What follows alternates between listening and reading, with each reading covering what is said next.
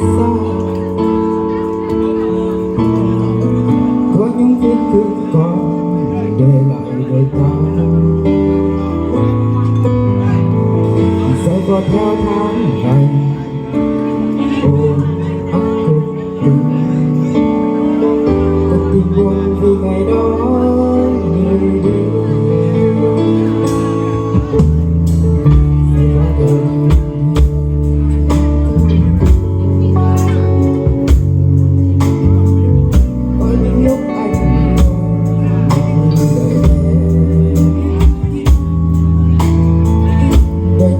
Chẳng về quên mất câu bỏ lại đây tình ta còn đang xa xa. Giữa bóng tối anh ngồi đây buồn khói thôi, rồi những nỗi đau còn đang kê tóc trong hồ anh cho đời xa xa, vì nụ hôn còn tiếc tha. Anh thức chắc đi cà phê cầm theo đó không anh mong vào, đang kê tóc trong hồ anh cho đời xa xa, giờ không biết trong mơ.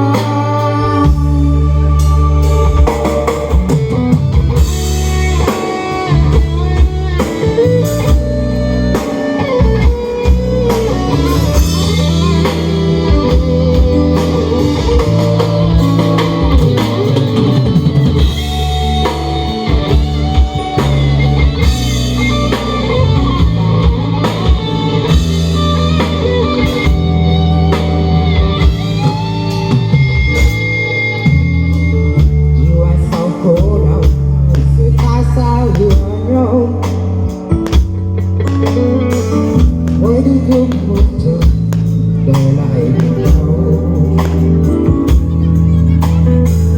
người đã xa quấn rồi vẫn mong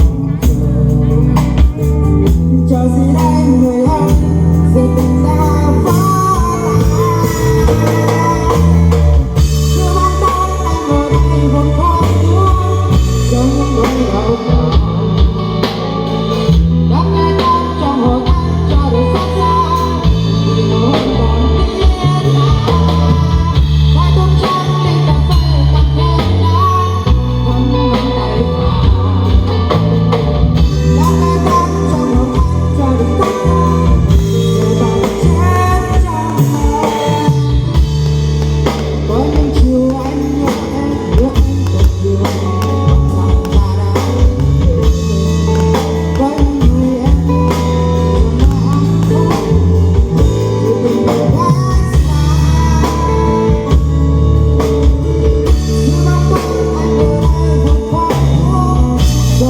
Don't